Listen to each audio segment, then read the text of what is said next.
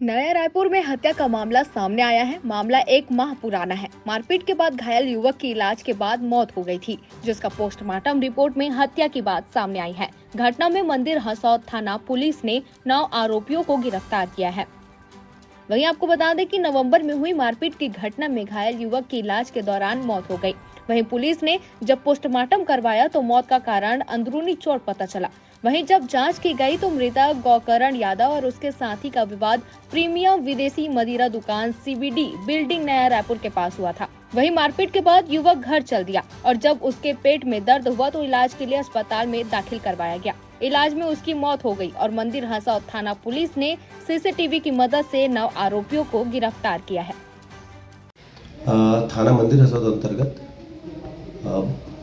बड़ौदा के रहने वाले गौकरण यादव, इसके साथ शराब दुकान जो सीबीडी बिल्डिंग है नया राजधानी में, वहाँ पर एक घटना हुई थी।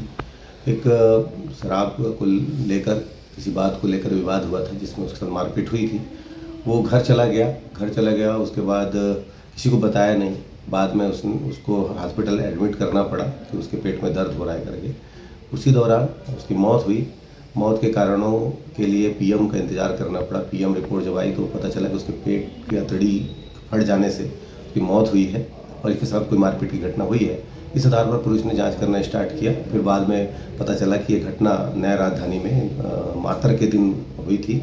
उसी के कारण ये उनकी मौत हुई है, हत्या हुआ है। इसमें मुकदमा दर्ज कर लिया गया है। 9 लोगों को गिरफ्तार करके आज न्यायिक रिमांड पे भेजा जा रहा है।